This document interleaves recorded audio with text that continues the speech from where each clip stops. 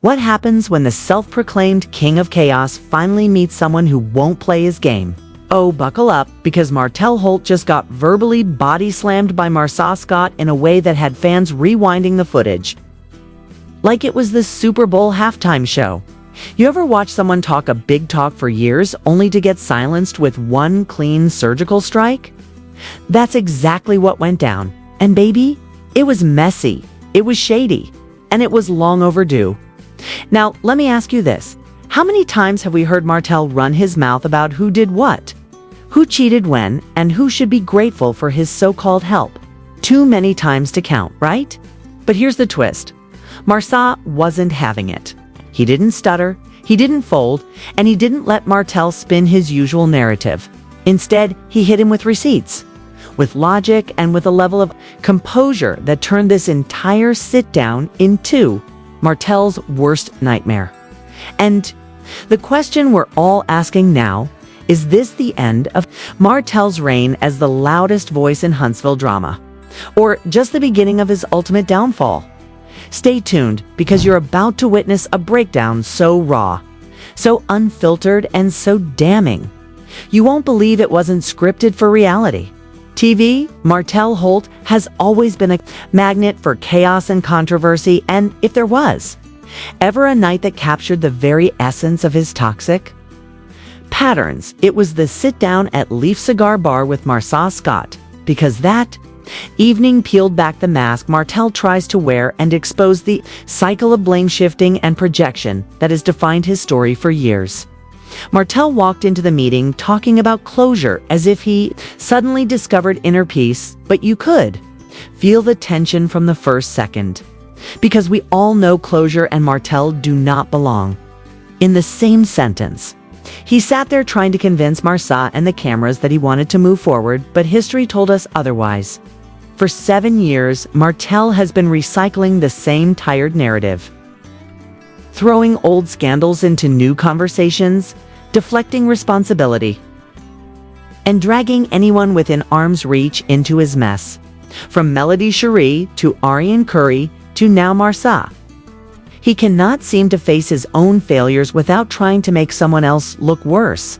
That night was no exception, because rather than addressing the elephant in the room, which is his own repeated pattern of self-destruction, Martell decided to belittle Marsau by bringing up his early days running a movie theater as if that somehow disqualified him from being a successful businessman today. The irony was rich because while Martell tried to shame Marsau for a humble start, the truth is everyone begins somewhere, and Marsau turned his hustle into legitimate success while Martell managed to sabotage the empire he once built. The crowd watching at home picked up on that contradiction immediately, seeing Martell stumble through his words, stammering and recycling the same points he has used countless times before whenever he runs out of fresh material. What made this encounter different is that Marsau did not let it slide like he might have in the past. He was calm but firm, making it clear that true friends do not keep score and that whatever help Martell may have given years ago does not give him the right to weaponize those moments in the present. He reminded Martell and the audience that gratitude is not a bargaining chip and that constantly bringing up past favors is a sign of control rather than genuine friendship. It was a subtle but powerful strike, because in that moment, Marsau shifted the power dynamic. Martell thrives on loud arguments, on shouting matches where the lines blur and facts get lost. But when confronted with quiet truth, he loses his footing. You could see it in his face, the way his expression tightened and his voice faltered, because Marsau was not playing his game. Instead, he was exposing it. The deeper issue revealed in that exchange was Martell's inability to detach from his need for validation. Every time he does something good, he expects applause forever. And when that applause fades, he turns bitter, resentful, and vengeful. That is why he cannot let go of old stories, why he keeps bringing up Melody's past, why he constantly reminds people she was a school teacher before him, why he insists that without him, others would not be where they are. It is not about love or loyalty, it is about control and ego. And that is exactly what Marsau cut through at Leaf Cigar Bar. He did not deny the history. He did not erase Martell's contributions, but he refused to let those moments be used as chains to hold him hostage. The exchange grew sharper as Martell accused Marsau of lying and told him he should pray to God to cure his habit of dishonesty, which was almost laughable considering Martell's own long list of exposed lies and decade-long affair with Arian. The hypocrisy was so loud that fans watching could not ignore it, and many saw it as the clearest example of projection ever displayed on the show. Martell pointing fingers about lying is like a thief accusing someone else of stealing, and Marsau's response drove that irony home by calmly saying that Martell could call him a liar, but could not point to one false word he had spoken. That distinction silenced the noise in the room because it highlighted the contrast between the two men. One clinging to smoke and mirrors, and the other leaning on integrity. And as the conversation spiraled, with Martell trying to drag Letitia into the argument, Marsau stood his ground again, refusing to let his wife be used as a pawn in a battle she did not start. The pattern was obvious and exhausting. Martell needed to pull others into the chaos because without collateral damage, his conflict loses steam. But Marsau was done playing that role, and in that moment the tables turned and Martell looked less like the aggressor and more like the desperate man trying to claw his way back into control. This first clash set the tone for what became one of the most revealing confrontations in the history of the show and left fans buzzing with the question of whether Martell could ever truly face himself without dragging someone else down. As the conversation pushed forward, the tension only grew sharper because Martell could not let go of his usual tactics and instead doubled down on trying to paint himself as the victim while simultaneously throwing jabs at Marsau. What stood out most was how rehearsed Martell sounded, as if he had walked into that cigar bar with a script in his head prepared to twist the narrative no matter what was said.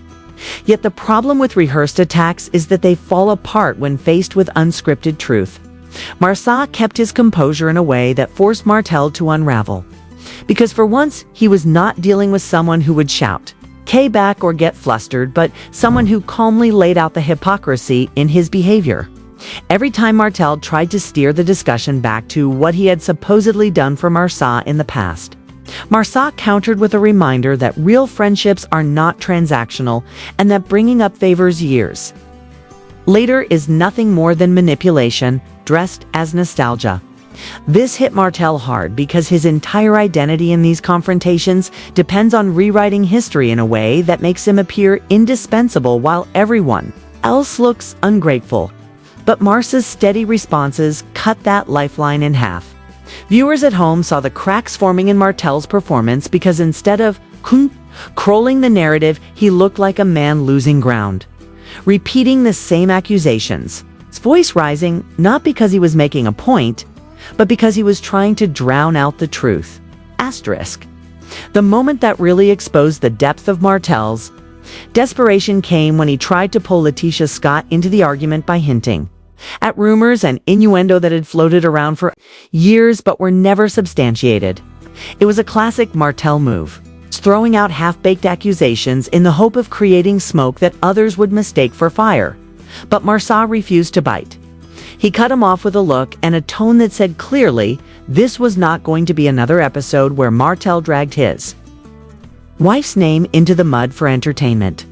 That single refusal shifted the power in the room because it reminded everyone watching that Martell's arsenal is built on gossip and insinuation, not facts. The audience watching in real time reacted instantly online with comments flooding social media about how tired they were of Martell recycling the same rumors to avoid dealing with his own accountability. It was as if viewers collectively realized that every time Martell is cornered, he defaults to dragging someone's wife or personal life into the spotlight. But this time, the pattern was too obvious to ignore. Asterisk. Then came the part of the exchange that had fans buzzing the most, because Marsau reminded Martell that while he might have helped him in small ways years ago, Martell was not responsible for his success, and certainly not for the man he had become. He pointed out that true growth comes from consistency, integrity, and staying the course, not from quick wins or loud declarations of self-importance. That stung because Martell's reputation has been built on flash rather than substance. On trying to create the illusion of success, even as his empire crumbled under the weight of his own poor choices. For Martell to be told directly and publicly that he could not claim ownership of Marsau's accomplishments was a blow too. The very narrative he has been clinging to. The awkward silence that followed said everything because Martell had no solid rebuttal. Only more recycled jabs that fell flat as Marsau's calm tone drowned them out. By the end of the exchange, the energy in the cigar bar was completely different from how it began. Martell no longer looked like a man in control of the conversation, but more like someone scrambling to save face, while Marsau sat firm, his words carrying the weight of someone who had grown tired of old games. What made this moment so gripping is that it was not just another reality TV argument, but a rare instance where the usual villain of the story was exposed in real time. Without the cover of theatrics, fans watching described it as a public unmasking, where Martell's tactics of gaslighting and deflection finally collapsed. Under the pressure of a calm but steady confrontation, and as much as Martell tried to regain his footing, the truth was out in the open and no amount of shouting could cover it. The confrontation left viewers stunned and set the stage for the fallout that would inevitably follow, because once Marsau stripped away usual weapons of gossip and fake receipts, there was nothing left but the uncomfortable truth that Martell had been running from all along. The fallout from that cigar bar confrontation carried a weight that stretched far beyond the walls of the lounge, because once Marsau shut Martell down in front of cameras and witnesses, the ripple effects became impossible to ignore. Social media exploded with clips and commentary. Fans dissected every line and expression. And suddenly, the spotlight that Martell had been so desperate to control turned into a harsh glare that exposed his vulnerabilities. For years, he had managed to twist situations, redirect blame, and stir up just enough chaos to avoid being the one left holding the bag. But this time, it was different because Marsau did not play the game. That shift left Martell cornered, his old strategies falling flat and his attempts to rally support from viewers backfiring as fans mocked his hypocrisy. Tweets and posts poured in, pointing out that a man with a decade-long affair and a trail of broken trust had no business calling anyone else a liar, and that his constant obsession with dragging other people down only highlighted his own insecurities. The court of public opinion had turned, and for once, Martell found himself without enough allies to spin the narrative in his favor. The bigger consequence, though, was the way the confrontation exposed cracks in Martell's long-term plans. He had been trying to use these sit-downs and public appearances as a way to rebuild his image, to convince the audience that he was misunderstood rather than manipulative. But Marsau's calm dismantling of his arguments shattered that illusion. Industry insiders started whispering about how production teams were running out of patience with his antics. That what once made for entertaining television had become repetitive noise that drained storylines rather than pushed them forward. Anonymous sources claimed that even network executives were considering how long they could afford to let Martell's behavior dominate without alienating the very audience that keeps the show alive. This was not just about a single argument. It was about the perception of Martell as someone who could no longer evolve past the same tired scandals, and in the world of reality TV, relevance is everything. Without it, contracts dry up, appearances vanish, and the empire he once bragged about collapses even further. At the same time, Marsau's role in the confrontation elevated him in the eyes of many viewers. People praised the way he stood his ground without resorting to Martell's chaos, how he defended his wife's name without letting her be used as collateral damage, and how he calmly pointed out the truth without losing his temper. For once, the narrative shifted from Martell being the center of attention to Marsau being the voice of reason. And that shift carried weight because reality television thrives on characters who can balance drama with authenticity. Fans were quick to highlight how refreshing it was to see someone shut down Martell's deflection with facts rather than feeding into the circus. And that praise built momentum that further isolated Martell from the sympathy he had been trying to reclaim. By the end of it all, the confrontation felt less like just another argument and more like a turning point. Martell's reputation took a heavy blow. Marsau's standing rose. And the fan base drew a clear line in the sand about what behavior they were willing to tolerate moving forward. The real irony is that Martell, in his endless quest to control the spotlight, managed to hand it over to Marsau on a silver platter. Instead of coming across as strong and vindicated, he appeared petty, desperate, and outmatched. And while he will no doubt continue to stir controversy because chaos is his comfort zone, this particular showdown left a permanent mark on his image. The man who built his brand on manipulation and deflection was finally stripped of those tools in real time. And the silence that followed was louder than any of his shouting could ever be. So now that you have seen the drama unfold with Martell Holt grasping at straws, and Marsau shutting him down with a calm butt-cutting truth, the question is, what do you think? Really? Happened here because this was not just another reality TV spat, this was a full-blown public reckoning that left one man exposed and another elevated. Are you on Team Martell, believing he is still misunderstood and unfairly targeted? Or are you on Team Marsau, recognizing that patience only lasts so long before the truth has to be said out loud?